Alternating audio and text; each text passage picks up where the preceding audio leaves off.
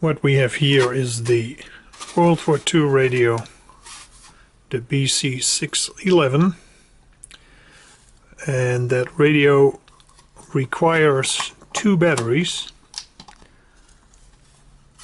One battery is 1.5 volt. These two are parallel. So there is a holder that allows you to put two parallel D cells in this first section. The first section is for the filament current. The radio has 5 tubes that operate on 1.5 volt filament current. And then there is the high voltage battery, and that's what this video is about. Today we're going to show you how to make your own high voltage battery for this radio. The original one looked like this. You can't get them anymore. They are 105 volts, 103.5 to be exact, and that was to supply the plate current for this tube radio. Since we still would like to use this radio, I have made my own battery, and that battery is made from 12 9 volts batteries, the so-called 6LR61 9 volt battery. These batteries can be bought pretty cheap nowadays on Amazon. For instance, I bought another one. This one has 12 batteries, cost me $14. Alkaline. So an alkaline battery is about 500 milliamp hour, 500-600 milliamp hour, depends a little bit on how much current you draw from them. And that is about the same capacity that the original battery had, maybe a little bit higher. And with that, the radio can basically work, which since it draws 10 milliamps during receive, the radio can work for 50 hours. So that's almost 2 days continuous if you just receive. Once you start transmitting, it draws 33 milliamps. So then the battery will last shorter. Now, during the war, when this radio was used, the soldiers basically had to replace the battery every day, so that might mean that the alkaline battery is indeed a little bit higher in capacity than what they had in the old days, which was basically a whole stack of carbon zinc batteries that was custom made for this radio, and also a few other World War II equipment. I think there was a metal detector that used this battery as well. Anyway, so this video is about how you can make your own battery. Battery goes in here. You have to be a little bit careful, because as the end touches the house, the case, there is always the risk that you shock yourself. So when you put the batteries in, you have to be a little bit careful. Now the batteries are in. It's a whole lot heavier now. So yeah, it is a walkie-talkie, but obviously not the way we have them today. So the radio turns on by pulling the antenna.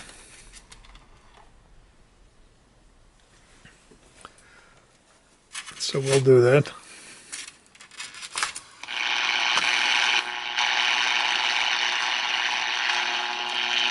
Radio's running now.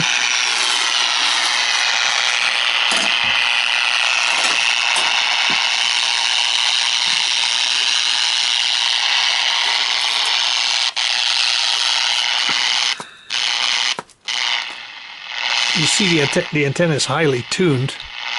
It needs the ground from the person holding the radio. But anyway, I have another video about this radio, so I suggest you watch that one. This is not so much about the radio. This is about how we're going to make our own batteries. And like I said, we're going to use this battery pack that I bought at Amazon, 12 batteries, and I'll show you how to construct your own battery so that you can operate your own BC-611 radio. Alright, let's talk about what we're going to need for building our battery. Obviously we need the batteries. What you might want to do is, when you buy them like this, is measure each battery individually to make sure they're okay, because you don't want to build up this whole battery to find out whether there is a bad cell in there. So measure them, they need to be all the same voltage, or about 9.5 volt. If not, send them back to Amazon and get new ones. That's the batteries. Then we of course are going to need to tie those batteries together. I have this wire for that, and I use shrink sleeve to insulate that to prevent shorts, but you can also use any other wire, of course. Then we're going to need those, remember I showed you that, we're going to need those wooden strips. That is not so much to keep the batteries all together, because that's actually not really needed. I'll show you that later. But this is to make sure that the whole thing ends up more or less square. Otherwise it's going to move around in the BC-611. Here you can see that very well. This, this is what the batteries are when you stack them together in terms of area.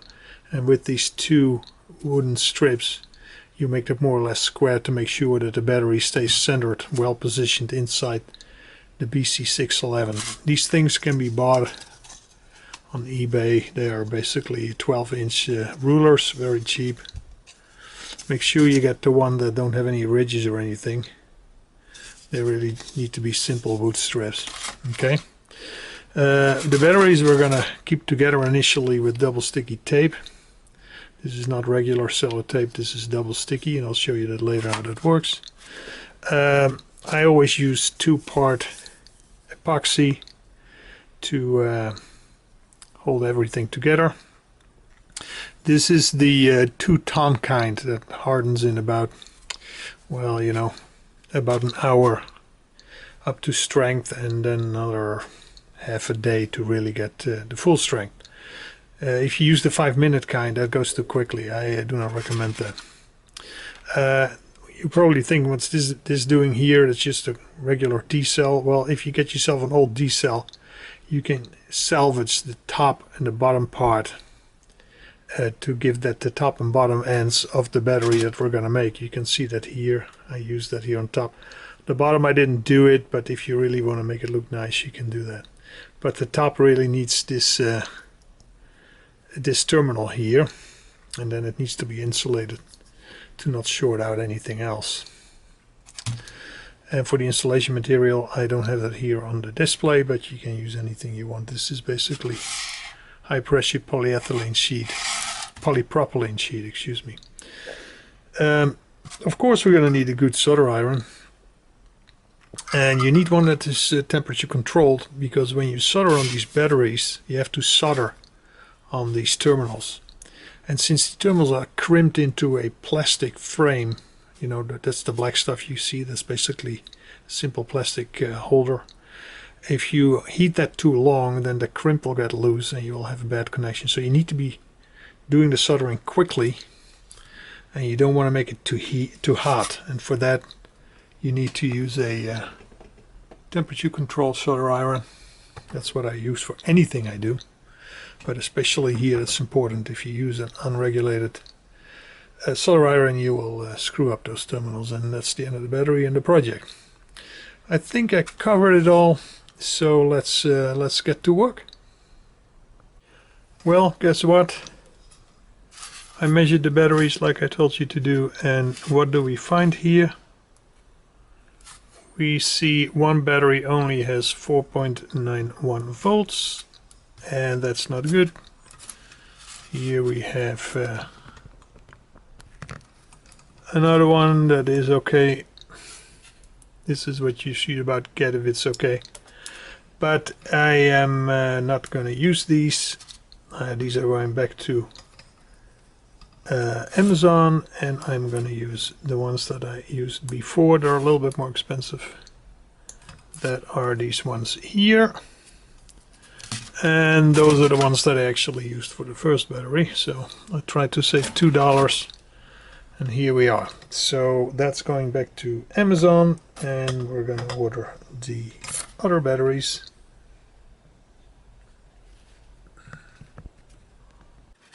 Here we have the D-cell that we're going to use to get this terminal from. This is actually pretty easy, the top one. All you do is push that underneath there and get these 3 spot weld areas loose. The bottom one is more complicated. I'll have to Dremel off this rim here. Now the good news is that this is really the only one you need. You know, this is just for cosmetics. I told you earlier, this terminal is important because it connects to that cover terminal in the BC-611. And the bottom one, in this case, I just have that a copper plane. You don't really need this one here. It's for cosmetics, but I'll do it anyway in this case. But if you only want to do the top one, it's much easier and you're done much quicker. Okay, we got that salvaged. This is the plus terminal. Goes on the top of the battery. I did take off the bottom one, but like I said, it's for cosmetic purposes, and it's a bear to get that off that battery. And I noticed it also spills lye when you do that, and it will irritate your hands. So if you do have to take this off, I would suggest you wear goggles. You got to do that anyway, and rubber gloves probably, and protect your clothes and dispose of that properly. Alright, but like I said, I would just forget about the bottom one. I shouldn't even have shown it to you. This is the one that's important, and that comes off easily. Alright, we got these 10RG batteries, and I tested them earlier, and they are quite good. So those are the ones that we're going to use. What we're going to do now is take these batteries and group them together like this using the double sticky tape. Of course, you want to make sure that these terminals are opposite, because we're going to connect this, and then the next batch that you're going to make needs to be opposite of that again. You see, this is the next one, and you're going to alternate that. But I'll put it together and I'll show you exactly what I mean in case it's not clear.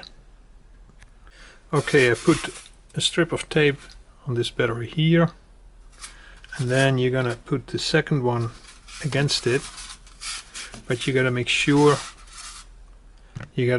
that it is lined up properly, otherwise it won't end up nicely in a row later. So you got to take a flat surface, put them together as good as you can, and here we are. Now remember, this is a temporarily hold, this sticky tape. That is not the final way to keep this all together. That will be done with better adhesive, this stuff basically. But this is to keep it together as you're soldering everything. So now we're going to the next one. Alright, here I have them all grouped together in pairs of 2. But the point I was making was that this needs to be reversed in order to put them all together, to string them all together in the simplest way. So you see that I reversed the combination. It always needs to be reversed from one to the other, but also one peg to the next needs to be reversed in terms of where the terminals are. And you do that, so these are even, odd, even, odd, even, odd, if you want to call it that. When you put them all behind each other, that will help you to connect them, because that's the next step. We're going to place these things. We're going to place these things like this.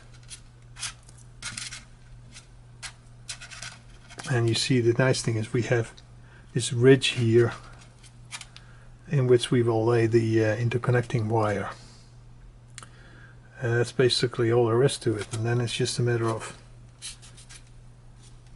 gluing them together nicely in a string like this. Then we will add the terminals to the whole thing, and then we'll use these wooden strips as reinforcement, and also to make it square. Remember what I said earlier, so that it will center inside the radio properly. Alright, we now have all of them connected. I hope it comes out well in a video. You see here these two are all interconnected now, these pairs, and it's alternating. You see that here is minus plus, minus plus, minus plus, and I used for that the solid wire. And I gotta tell you one thing though, when you solder these terminals, I said it before, I think you have to be really quick, because as you can see they're crimped in this plastic substrate. If this gets too hot, then the crimp will loosen and the connection might get lost or become unreliable. So if you use your normal Rosen core solder, that flux is not aggressive enough to do this quickly. So what I use a more aggressive flux. This is actually a pretty good flux, but you should not put too much on it, because that has another disadvantage. This stuff is conductive, and you don't want that stuff to reach to that terminal and then start to cause a leakage current. Now it is water soluble, as you can see, so you could clean it off, which is what I actually did with a Q-tip afterwards to make sure there is nothing left. But important is do the soldering quickly, use an aggressive flux,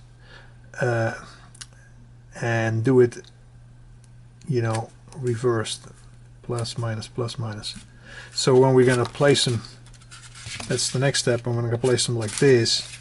You see, since this is my most positive terminal, that then goes to negative, positive again, negative. So here we're at negative. So then I will put the wire, can you see it? A little bit out of the way. I will move the wire through here, and then it goes to the next terminal here, which is positive. And then this terminal here will again go through this ridge here and go to the next one, which is, you see, make sure you pick the right one. I almost screwed up there. Which is this one, positive. So you go from negative, positive, and here it's negative, positive, and that's where you work your way all the way to the end. And then they're all in series. Now another thing is, as you start connecting these together, remember we're talking 120 volts here. So you know, here it's 18, here it's the 36, not so bad yet. But as you start increasing the voltage, you got to be careful that you don't shock yourself. So keep that in mind too, safety first. Okay, here a quick shot how you can see I'm going from one to the next. I soldered this already on here. So this wire will go to my next, goes into this ridge here. I will put this to insulate it, crimp it, put it here, and then go to the next one. You see how I did that? That one is connected to there now. And the wire tucks away nicely in this ridge here. And then we go to the next one. Alright, as you can see, we have the whole pack now pretty much together. And let's see what we get in terms of voltage. If you did it right, it should be about 115, 116 volts for this whole pack. Now you might say that's too high. The original battery was 103.5 volts, I think it was. But that's not a problem. First of all, the BC-11 radio can handle this higher voltage, and the other thing is, once you start using the battery, it will drop pretty quickly. So it'll probably stabilize around 100 volts, which is what you want. So now we are ready to make this into a solid battery pack, a sturdy battery pack, because that's not what it is right now, of course. Now this is a two-phase approach. In the first phase you just use this masking tape to get these things pushed nicely towards each other. You do that on one side, not on the other side. And in the second phase we're going to put tape around the gaps to keep it also in the other dimension in a sturdy shape. Plus the fact that we then are going to fill those that space between the batteries with two-part epoxy. And that will basically give the battery its strength. So let's go to the second phase and start putting tape on these gaps. Okay, this is taped together now. See, the bottom is all sealed up and the sides are as well, so that it sticks together nice, also in a straight line. That's important, otherwise you won't be able to get it into your battery, into your radio. And then we're going to fill this up with adhesive in these gaps here. It won't be able to flow out because of the tape you put on. And once that has hardened, we let that harden overnight, you will have a solid battery pack. So I use these clamps and the two wooden strips to keep the whole thing nice and straight. So we're gonna put the adhesive here, here, here, here, here, and there is tape there so that the wood is not gonna be adhesive to the batteries. We don't want that in this phase. The wood is there only to keep the whole thing straight and together. So I will do the adhesiving in two phases. One is to just give it strength, and the second phase is probably when I take these clamps away and the wood to fill it off better. And here we are with the battery pack. It is all a solid block of batteries right now, like we wanted. Like I said, I filled it up here in the gaps with this epoxy adhesive, and then we have obviously first the tape on there to make sure it doesn't spill out, and we'll remove the tape and see what we have. Okay, tape is removed. Here you can see the interconnect wiring, which is nicely secured now in this ridge by the adhesive as well. That isn't going anywhere anymore, so it's really starting to look like a battery pack now. So what we have to do now is to put the end pieces on there, and once that's done we'll end it by placing these wooden strips here, so to make sure the whole thing is more square and won't move around once you place it in the radio. So looking good.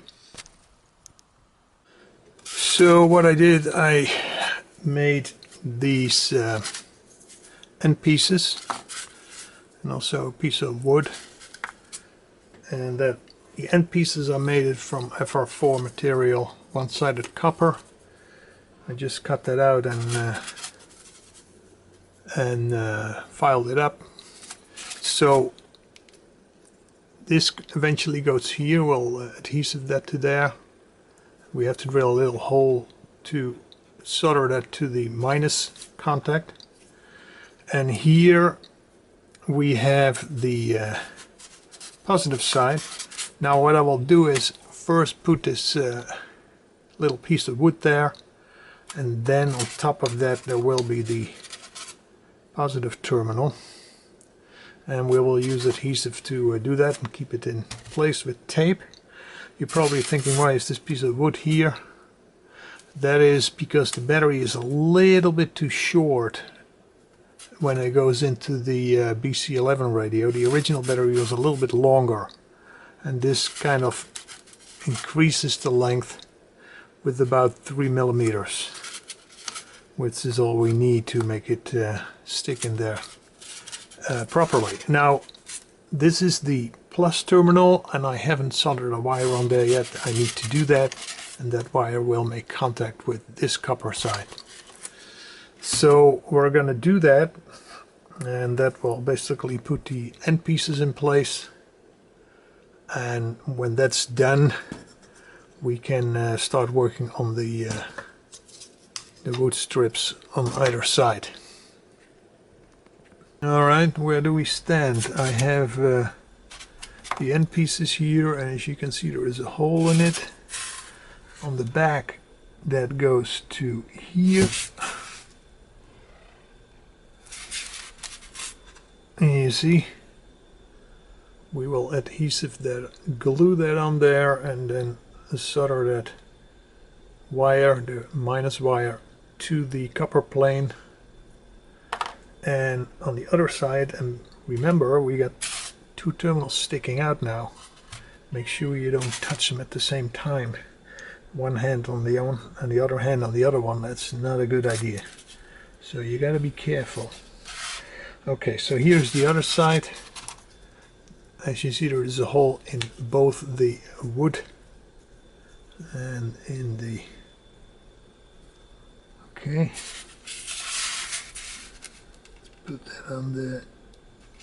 Okay, you see that goes on there like this. We will glue that on there, put it in, keep it in place with some tape, and then the that wire will be soldered as well. And then we're getting close to completion here. Now the one thing that I will do at the end is solder this eventually on the copper plane. And you will say, well, it sticks out a little bit. Well, that's not really, because the wood is going to be on there as well, and then it is right in there. So that is the final step. But first we got to put these end pieces on there, glue them in place, solder them in place, and then we're getting pretty close to completing this battery. Right here you see the end pieces mounted, adhesived, and now it just needs to dry, and then we can finish this part. Okay, we finished the end pieces, and let's see if this thing still works.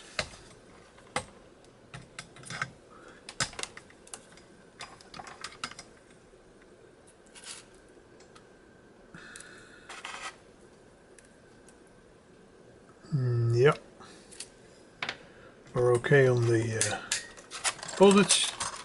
So what remains now is these two wooden strips on each side of the battery, and we're going to also place the terminals on the battery ends to recognize positive from negative, and then we're done.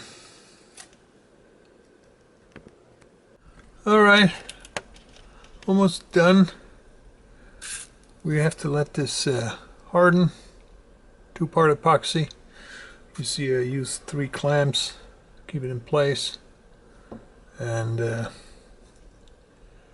then when that is all cured, we'll put these on there, and then we're done. Now if you really want to do a nice job, you could paint the battery. The original one was army green, olive drab, so you could do that.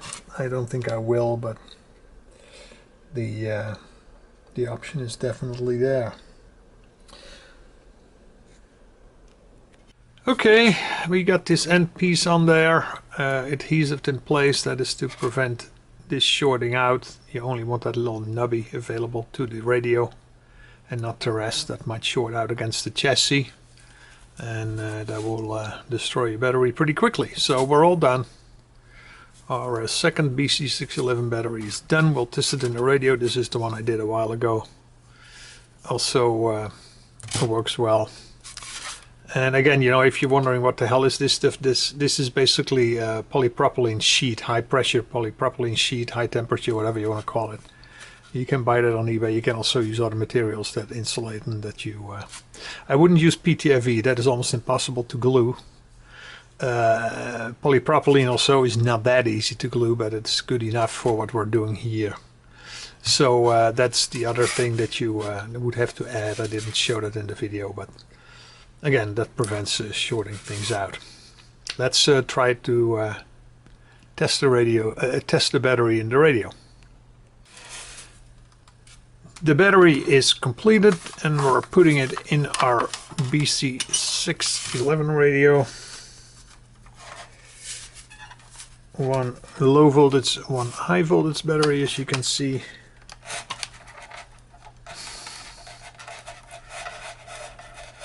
And then we gotta turn it on and see what happens.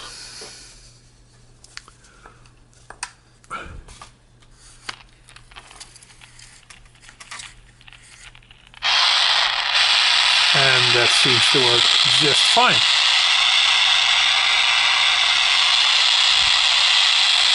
So that means I now have batteries for both of my BC-611s. This is the other battery that I showed you earlier. And that means we can try a field test with these radios. How far would these radios actually be able to communicate with each other? That was actually the intended goal here. I have to do that out in the field because there is way too much interference and noise inside the house here, or any, you know, area where there is homes and high power lines and you name it. So we need to test that out in the field. But the battery, as you see, is working just fine. Now let's talk a little bit about, is it a smart idea to make these batteries, or is it too much work for too little return? After all, once the battery is exhausted, we can start all over again. Now, for one thing, the time that you will use this radio, the battery won't get exhausted very fast. I think it can work for more than 24 hours continuous. So if you use the same couple of hours in the field test I was talking about, and then maybe some other things, that battery will last you a long time if you don't do anything crazy with it. So what are our alternatives then? Well, one alternative would be to have another video about that. That is the rechargeable battery, according to the same concept. That turned out to be a bust because these rechargeable batteries from China, they are really bad. They start to leak, all kind of weird things happen, and you put all that effort in building this battery and you use it once. Actually, I was able to use that battery less than that I probably will do with these things that are more reliable and durable. The other option that you have is to buy one of those battery replacement. It's a little power supply that you can put in there. Guy in Italy sells them. The problem with that is that it's very hard to make those choppers quiet, RF quiet, and the BC-611 has a very high RF gain in the receiver to compensate for that short antenna. And you know, the slightest noise that comes from a power supply inside the radio will lower the sensitivity of it. So I decided not to go that route. I mean, I don't want to say anything bad about these Italian power supplies. They do work, but if you really want to do a test with these radio, or if you want to operate them the way they were used in World War II, then you need to go for a battery. So I didn't think it was that much work. It takes a few days, but that's mostly because the adhesives need to dry. The actual step in building it up is relatively straightforward and simple, I think. So if this battery is exhausted and I want to do other experiments, I just build a new one. It's not a big deal. The cost is another one. So I spent about $15 for 12 of these batteries, which is what in here, and I think that's a pretty decent price. You can buy them on Amazon. I told you that before. That's the best way to go in terms of the low price. And if there is a problem with the batteries, you can just return them, like I already did for the other brand that wasn't so well. But these two brands, Tenergy and Pilo cell, they seem to be a good choice. So we're talking about $25 in cost if you add the adhesive and the wood strips maybe. So that's not too bad. There is a company in the UK that sells these batteries, at least in the past, for £100 plus shipping. So that's about $120 plus shipping. I did send these guys an email asking what the capacity of that battery is. I never got an answer, so either they're not in business anymore, they just don't care. I don't know. But that's I'm not going to pay $120 for a battery like that.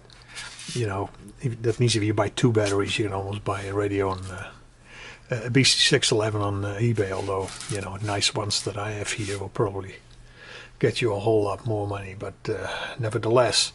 So I really think this is the best way to go of all your alternatives. If you want to get this ready on the air, you know, and you have a little bit of skills to put this together, the solder skills, the you know, the assembly skills. You cannot have 2 left hands, I have to admit that, but if you can do this, then you got yourself a good battery that will last you quite a while, and once it's over, you just build a new one. Not that big of a deal to me. Anyway, thank you for watching this video, and hopefully I hear you on the air with your BC-611.